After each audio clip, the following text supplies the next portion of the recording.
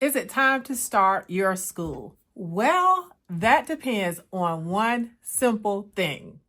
So many people have commented on some of my videos or have found me on social media, and they are super excited about seeing like just an everyday teacher who stepped out and started her own school. So they have tons of questions about how to start a micro school and so forth. And you may have already seen a lot of my content. So today I'm answering the question, is it time for you to start your school? Especially if you've been thinking about it for a while. And I would say it could be the best of times and it could be the worst of times. In order to answer this question for you, it all depends on support. What do I mean? Do you have the support of the parents or families that you will be serving? Now, just like any business, you have to know who your niche market is.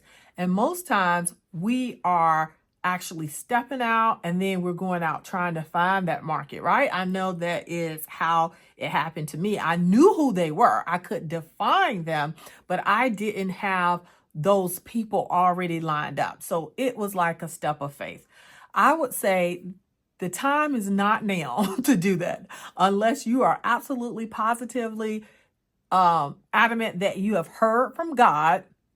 I would not step out and build something and hope that they would come. If you don't have that group of parents, that's not to say that you couldn't get them really, really quickly. I think now is a time where many teachers are really looking for alternatives. Many parents are looking for alternatives. So if you could go ahead on and define that niche, that group, that particular group that you want to serve and get in front of them and get them on board with your vision, and then get a commitment. And that commitment is not just verbal, but a commitment with a down payment that's non-refundable.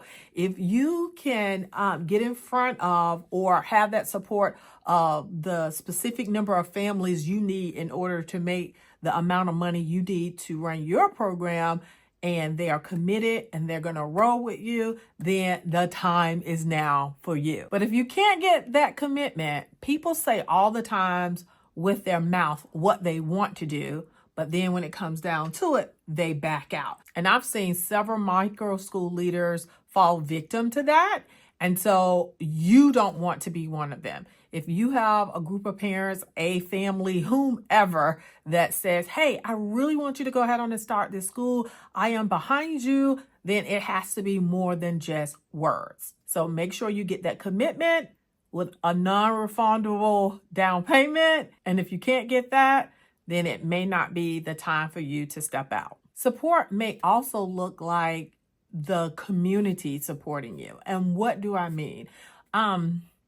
Maybe it's a volunteer. Maybe it's a retired teacher who's willing to give you 1 or 2 hours a week in order to just give you a break, or to maybe come in and teach an elective or exploratory class. A lot of times when we are starting these small micro schools, you are numero uno. And I always warn against kind of settling or resigning to the fact that it's only you, because there's always ways that you can gather people around you to kind of help support you. They may not be in your building every single day from beginning to close, but it's generally you. But you don't want to succumb to the fact that it's only you, because there are ways that you can have other people working with you, even if it's parents. So a lot of times micro school owners are doing these bartering services with parents. And sometimes it's just a requirement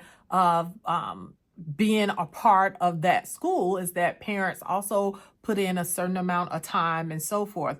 So I definitely would say that it can't be just you. You need a volunteer, whether it's an hour or 2 hours. I know for me, I had that retired teacher who wasn't ready to just go home and sit on the couch all day. And she came in for 2 days a week and pretty much stayed half of a day. And her support for me and for my program was invaluable. Also, the support of the local business community. Now, this may not look like them writing you a check for thousands of dollars, right?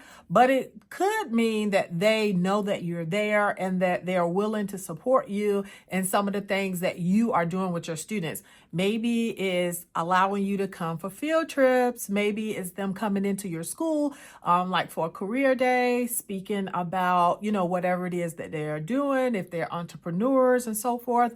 I know for us, one of the things that several of the business people in my community supported us on a couple of years ago was our haunted school. And so one pizza company came out during the day of our opening. They provided pizza for our students who were the masterminds and putting on the show and being the scary monsters.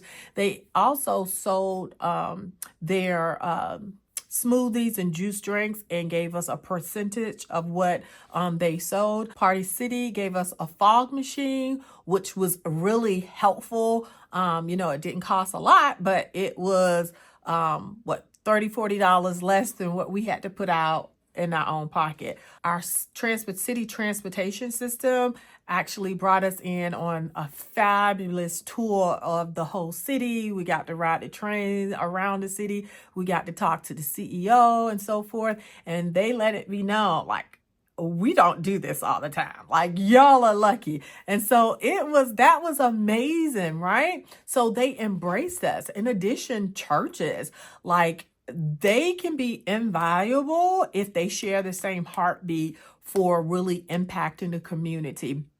I have found my success working with churches. That's where I've done all of my work, basically, or physically where we are housed.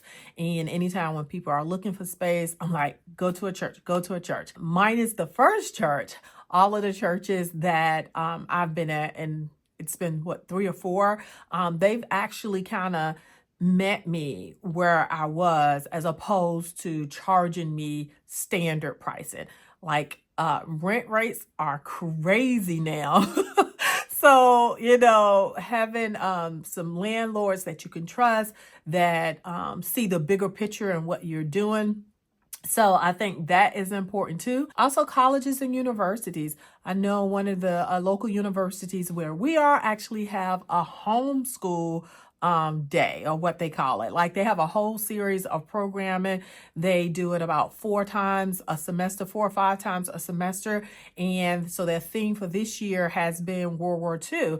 And what we actually get out of that is graduate students actually teaching us about World War II. And when I tell you, it has been amazing, like the quality of programming, the information, the engagement, my students being around other students, it has been remarkable. Oh, I don't know if I said this, but I did do a video vlog of one of the days when we went to Kennesaw. So I'm going to post that. Go and look at it. Also, other homeschooling co-ops. We actually have relationships with 2 different co-ops that we would go and do socialization with, sometimes maybe field trip and so forth. So one of the things I always tell people, you don't want to be an island to yourself. In addition to other micro school programs, other little private school programs. And remember, the type of schools I'm talking about is not like, I am a bona fide private school, but not a traditional one, right? And so that's why I often use the label as micro school, because to me, what I do, or my program, is a cross between a private school and a homeschool. So we kind of, although on paper we are recognized in our state as a private school, but we physically look more like a homeschool program, just with a teacher who runs the program, if that makes sense. And so most of you are gonna have more of a micro school program, and that could be anywhere from 5 to, well, some micro schools have 100 students, but for the ones that I have been seeing, it's anywhere from 5 to maybe 30 students. So having relationships with other schools is also ideal. So with some of the other micro schools, we actually meet together to form a beta club. We've done, like, we meet together to play kickball, and we did it first semester before the cold set in. So just to give our students an opportunity to hang out and socialize and engage with other kids. Like, they really enjoy the competitive atmosphere or just being around a lot of kids, because most of them, again, we have very small programs, and mine is even more itty bitty since I moved. So to me, I believe that if you're interested in doing a school in this environment, like, the amount of support that you start out with will really determine what your success will be. And you have to remember that you are a business. Like, I can't tell you how many people are like, well, where do you get the money from? It's a business. It's a private school. Tuition. Now, if you're like me, you are in a state that also provides some funds via scholarships or vouchers. And I will tell you that the majority of time, that voucher does not cover the full tuition. So for me, it doesn't. And so parents still have to pay something unless, it is determined that they can't afford to. And then, we look at what we need to do in order to make sure that our program is open to everyone and not closing the doors on people just because of their income. And that's something personal for me, because when I designed my school, I wanted to still work with the same kids that I was working with in inner city, right? I know that they needed something different. And for many of them, they could not afford the traditional private schools. So that's kind of how my program was birthed, to ensure that that population had an alternative. So I very rarely close the door on students if they say that they can't pay. But that's just me. But in either case, that's how you are going to make your money. And that's why it's really important for you to get parents to make a commitment.